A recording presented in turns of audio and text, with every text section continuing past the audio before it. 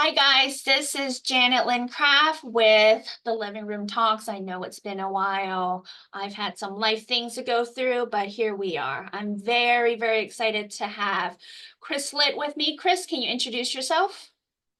Yes, thanks for having me. I'm Chris Litt. I am the associate. Uh, wow. Forgot your job already, I right? It's did. summer break, I summer break. did. I'm associate director of sports medicine and the head football athletic trainer at the University of Louisiana. And how long have you been at Louisiana Lafayette? I have been here. This is the start of my fourth season here. And where were you at before? I've been everywhere. Sheesh. Prior to this, I did a very small stint in the industrial setting for a couple months at Frito-Lay in Modesto, California. Uh, Before that, I was in the XFL, uh, the Seattle Dragons. It was right before COVID hit, and that kind of shut everything down. Before that, I was at UC Davis in Davis, California. I was there for about 3.5 years as their head football athletic trainer. I was at Old Dominion University in 2016 as their head football athletic trainer. Army West Point in 2015 as their head football athletic trainer. I spent 6.5 years at the University of Arkansas as an assistant athletic trainer. Prior to that, from '09 to 2015. Um, Before that, I was the head athletic trainer for the Colorado Rapids in Major League Soccer. Um, And then prior to that, I was the athletic trainer for the Colorado Crush in the Arena Football League. And I did a stint of NFL internships prior to that with the Jacksonville Jaguars. Um, and I was an intern at Jacksonville University in 2004 and intern with the San Diego Chargers for about 3 years. So I've been around, working physical therapy clinics, high schools. I think I've been in just about every setting. So I'm always curious about people who are athletic trainers that knew exactly what sport they wanted to work in. How did you come about that and that journey from having that decision to where you're at now? Has it been worth it? Yeah, for me, I've always loved sports. I've been playing sports since I was 5 years old. Started out playing t-ball, baseball, and then uh playing football as well as I got, I think, about 9 years old. Throughout high school, coached baseball throughout high school, throughout my college days, little league, and a little bit of high school. So sports has always kind of been my thing. It's really all I cared about. Um, if it didn't And if I wasn't out practicing or playing, I really wasn't, it didn't nothing else really interests me if it didn't have to do with baseball or football. Um, Athletic training for me initially, I've also enjoyed helping people. That's just kind of been a passion for me. Um, Early on, I wanted to be a doctor. Um, and as I got into high school, I think it's probably about my junior year in high school, or, I realized, okay, well, I'm not going to play college athletics. I mean, I'm not going to go pro. So, I need to kind of start kind of honing in on what it is that I want to do from a career standpoint. So I said, my first goal was to be a doctor. Um, and once I started kind of looking at um, colleges and looking at the curriculum, math and science were not any of my strong suits. I didn't like either, and I wasn't good at either. Um, so once I saw the curriculum of what it required to go, through college and med school, and then the amount of science and math that was involved, I said, okay, well, that's not going to work. I mean, that's never going to happen. So I think at that point, I knew I needed to kind of make a transition and look at something else. And it's kind of strange. I didn't realize this until a couple weeks ago. And my mom and dad were down here, and I actually did another. This question was asked to me a couple weeks ago, and I came across sports medicine. And from my understanding, and I gotta give my mom some credit because she kind of was reading that the other interview that I did and kind of listened to my question of this, I realized that, since I wasn't good at math or science, that, I was gonna, that the profession of career path of athletic training was introduced to me um, during a college visit. As well as I was attending a college visit at San Diego State, and my mom kind of reminded me, she's like, we actually had to talk about that. Once she found out, because I would tell her what I wanted to do, and I kind of slipped my mind, and I really don't remember the actual discussion, but she has no reason to make it up. But she said that, me and her had a discussion about my goals and wanting to be a doctor, and she knew that, I was never good at math or science. So she was like, you may want to think about doing something else. And um, she had actually brought up the profession of athletic training. And so when I went on this college visit, you know, you had like counselors there to talk to you, and they had a program at San Diego State. So it was at that point, and when I kind of did a little bit more research and in regards to, to what it was involved, which it's all about medicine, helping people, and athletics. The two things that I really enjoyed doing. My two passions. So for me, it was kind of a no brainer that, okay, that's what it is that I want to do. At the time, I wasn't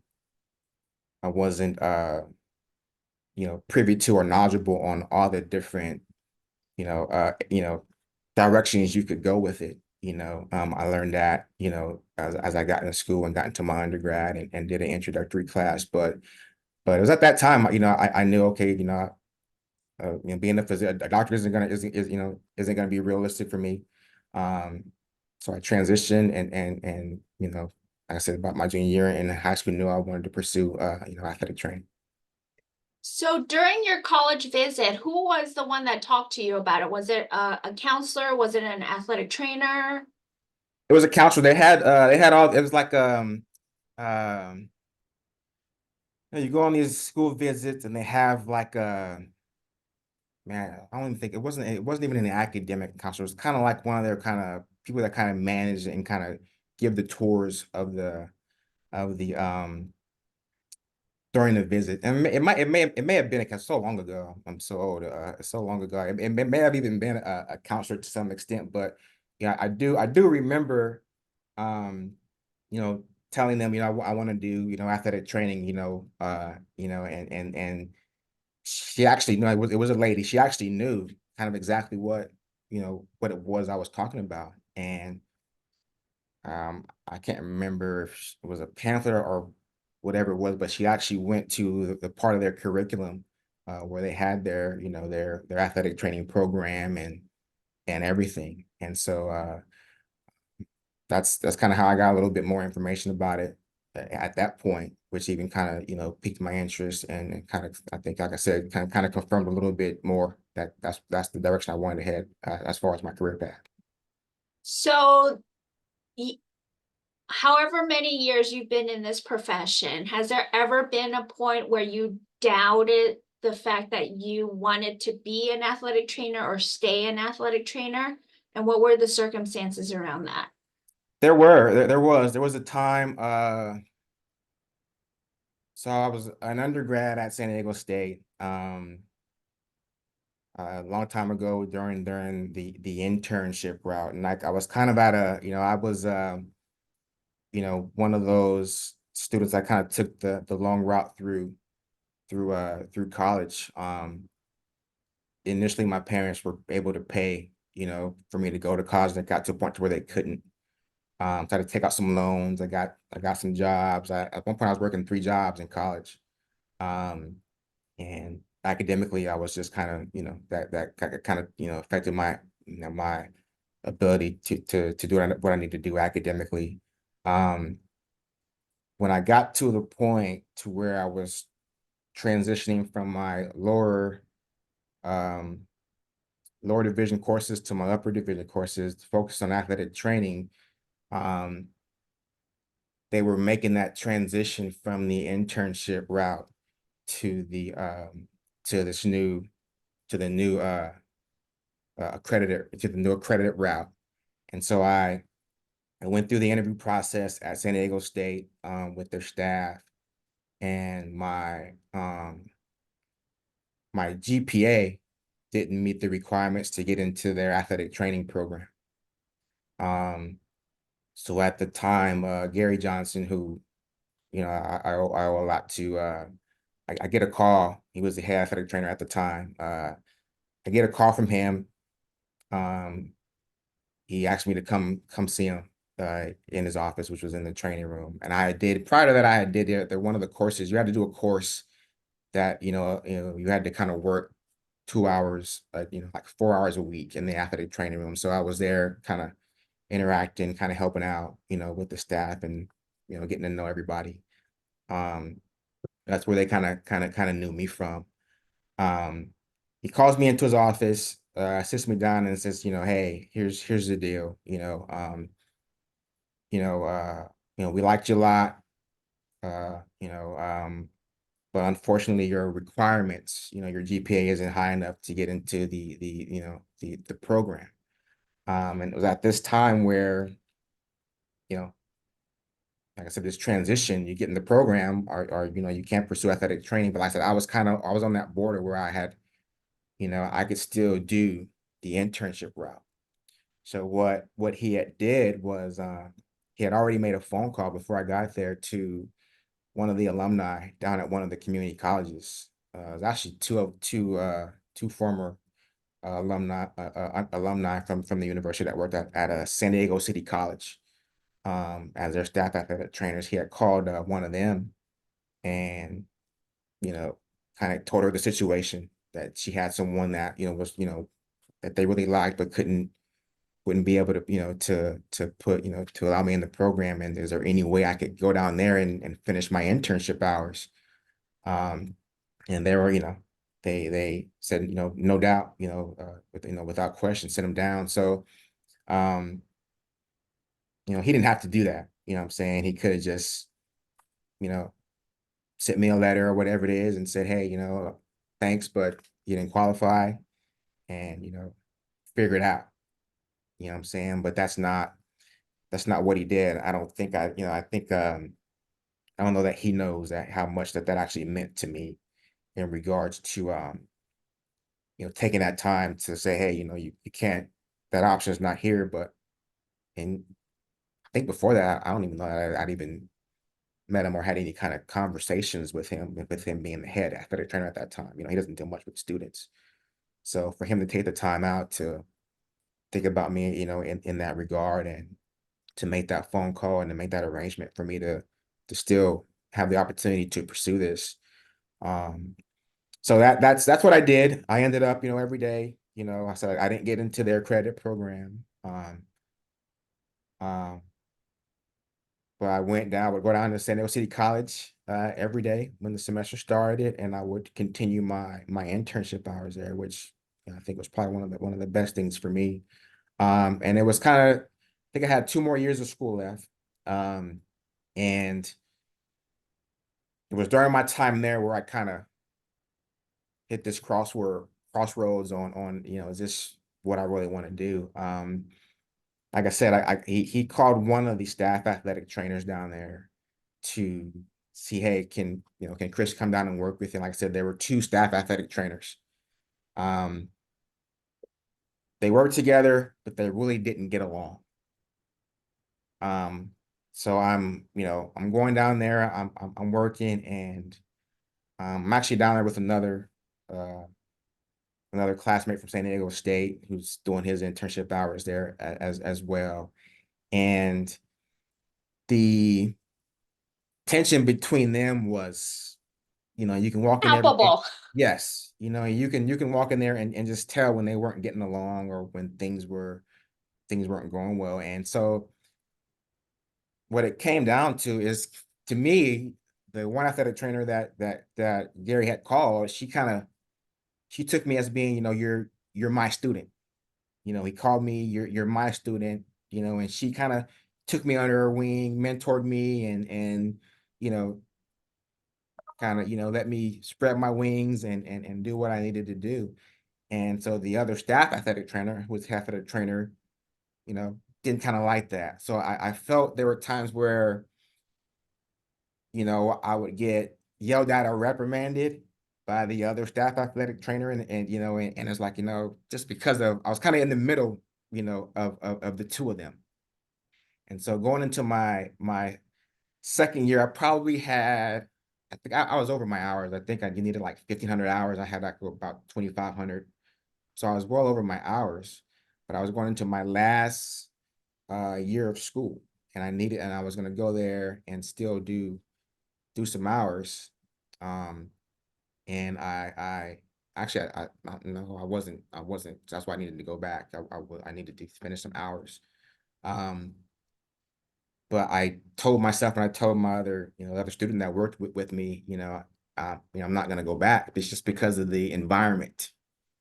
And I was just like, it's not a good environment. I don't like kind of being in this tug of war between the two of them. I said, so, I think I'm not gonna do it. And so what at the time I was working security at San Diego State. And so in doing that, I had a lot of interactions with university police. And they had been trying to recruit me for a couple years to go to the police academy. So this had to be, actually, I graduated in 2002. So this had to be 2001. I decided, okay, I'm not going to go back to San Diego City College. I'm gonna go to the police academy.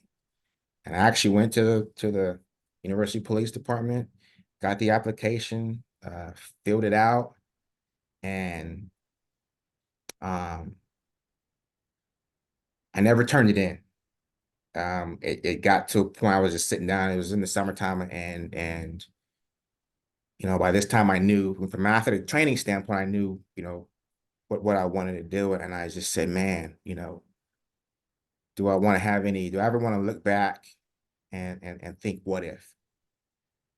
You know, do I want to ever think that? What if? What if?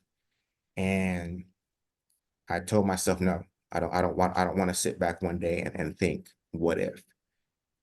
So it was at that time I decided, you know what? I'm gonna go back. I'm gonna finish this last semester, finish my hours, and then go ahead and graduate and continue, what I came here to continue.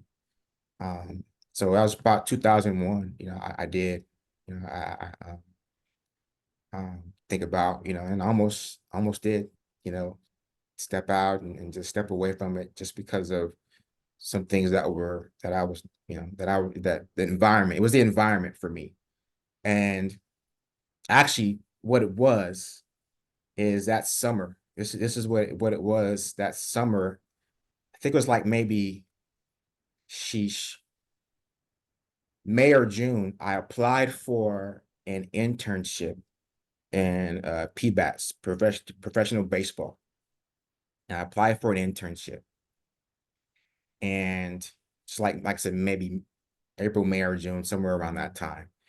And so never heard anything back for a while. So I figured, okay, I didn't get anything.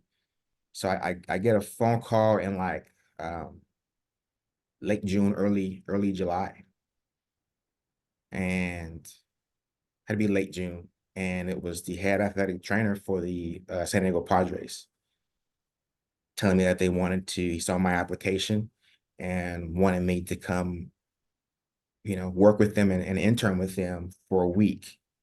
And this was during the 4th of July holiday week. And for, I think it was 5 or 6, they had a three home series that week. So I spent the week with them, and I'm in that training room. I'm seeing how, these two athletic trainers interact. I'm watching the players come in and out, and I'm like, this is what I want. This is it. And it was at that time that I said, okay, I'm going back. And then once again, it's like, I don't want, this is what I want. I don't want to ever look back and say, what if I would have stayed with it? Would I have ever gotten to this point? Um, And like I said, I went back and I went home after that homestand. It was at the end of that homestand that week. I went in, called my buddy and told him, you know, I'm gonna go back. He said, if you don't go back, I'm not going back. And I said, I'm going back. He said, all right, we're going back. And that was it. So great story. That's so like the trajectory, how there's key moments that it could have went different ways, or there's certain people that just kind of put that little spark in you or that little push to kind of be like, keep going. So what I'm interested in from all that is what advice would you give, let's say young professionals or even professionals in general? When is it a good time to change your environment, whether it be a different setting, a different job, institution, state? Like, how did you make those decisions and what do you look for? Man, back then, you know, like I said, uh, back then, you know, it was just that week with the Padres when I saw this is what it's like. This is what I'm looking for.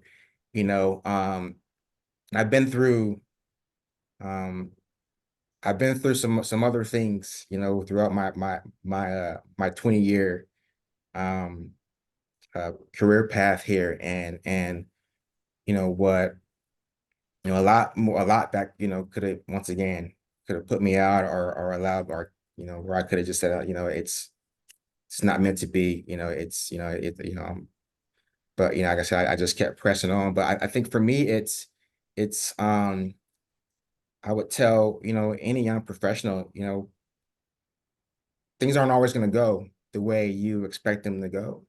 It's not going to be easy. Um, and sometimes you got to go through some tough situations. And there's learning opportunities in everything, and to never give up. You know, I tell my students that now, you know, there's a learning opportunity in everything, regardless of how bad. It's not just the good things that you learn things from. It's also those bad things. Um, you know, and as far as, you know, how to decipher when it's time to make that change. I think when things get to a point to where, you know, you're unhappy, it's affecting your drive and your desire to go into work. You know, you're not happy, you know, doing what you're doing. You know, for me, you know, like I said, this is what I've known. You know, I've loved to do. I wanted to do for years. So, you know, for me, once it got to a point to where, you know, I'm not trying to be, you know, 15 minutes or an hour early anymore. You know, I'm not as eager to stay later. You know, I'm more looking at the clock at, man, what time, you know, is it time to go yet? You know, yeah, I think when if you're in you know, unhealthy environment, you know, the culture is not good, and you just find yourself not motivated, you know, to be there. Especially if this is something you have a passion in doing, and you know that this is what I love to do.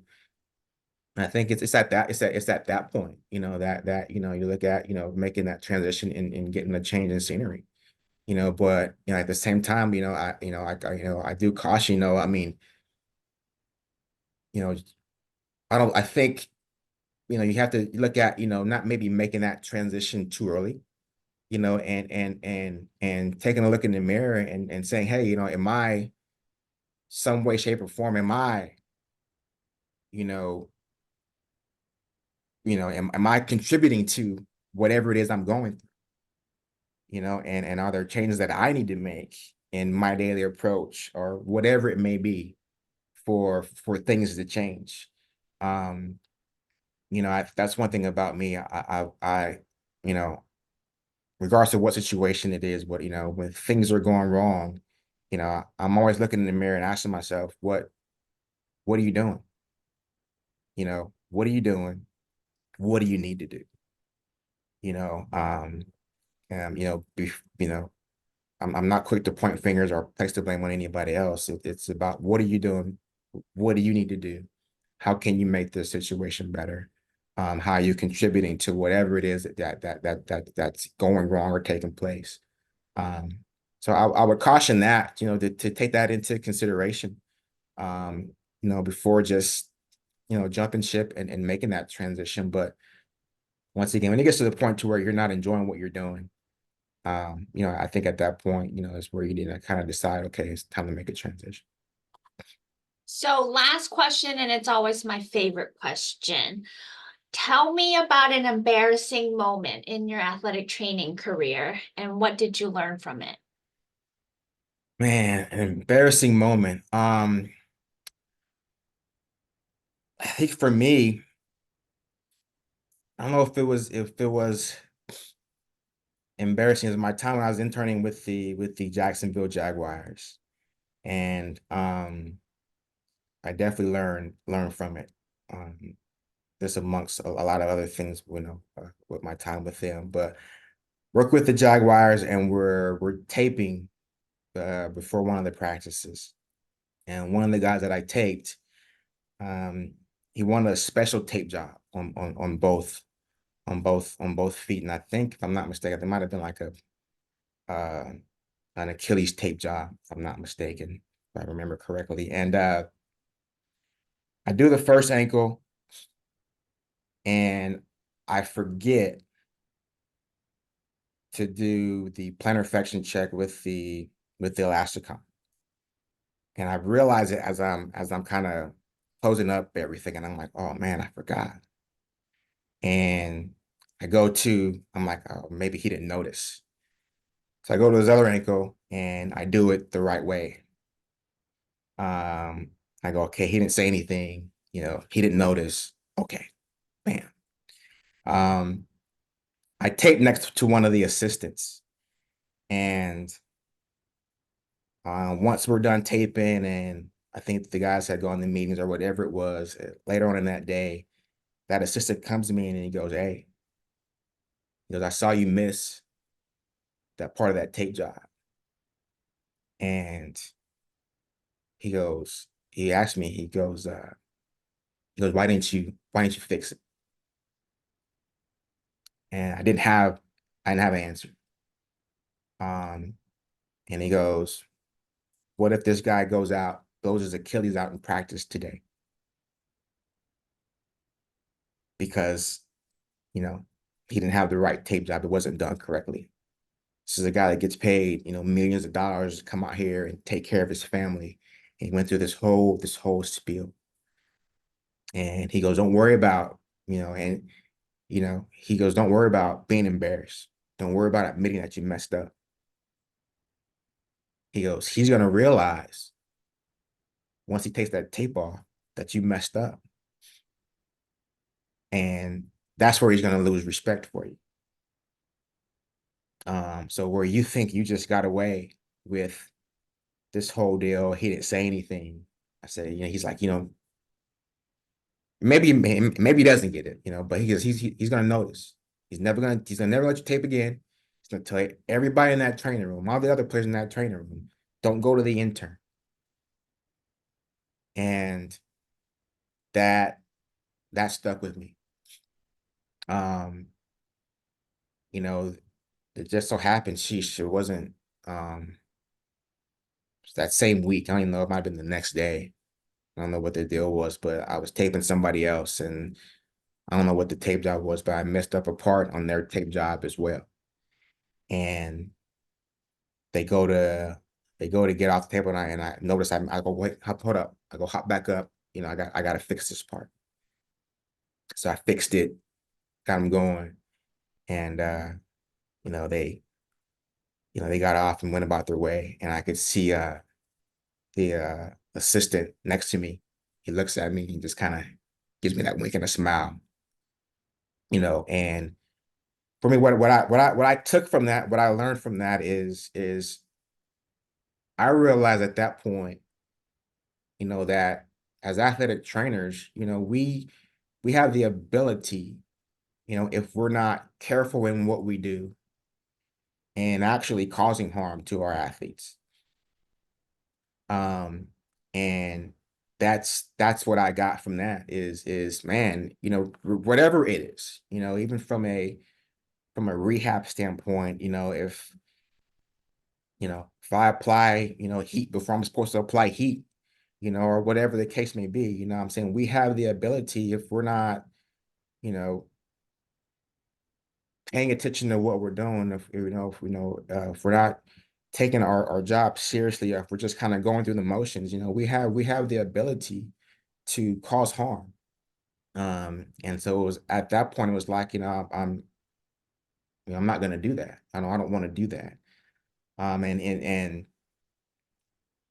I learned there how important the little things were, and I think for anyone that's come up by working with me as far as a student is concerned, you know, um, they'll tell you how big I am on just the littlest things, and how that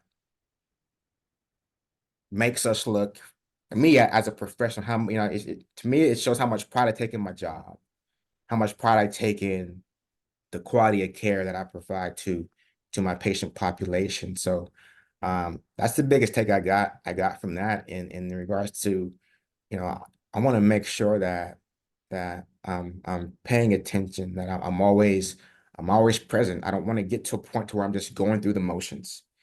And these athletes, regardless, of what age they are, whether they're young adults that we deal with in the collegiate setting, or they're, adults, working in the professional setting, you know, they they have a goals in what they're here to do from an athletic standpoint. And to know that, I'm not on my A game or striving to be on my A game, daily, that I have the ability to hinder their goals and to affect them. Um, and it ranges from how big or how small, that is. Um, if I'm not paying attention to what we're packing for practice, and the equipment we have out for practice, and we don't have what we need in a catastrophic event, that could be the difference, in life or death. What I'm saying?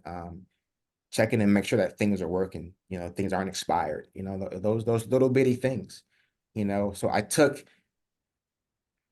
that that tape incident, I took it and just put it in a much bigger scope of everything else, and said that, I'm going to make sure that I'm focused, and that I'm always going to make sure that I'm doing what is in the best interest, and I'm not doing anything that's going to potentially put a student athlete, or or a patient, in harm's way. Chris, thank you so much for doing this, and I'll talk to you soon. Thank you very much for having me. Recording has stopped, I think. We'll see.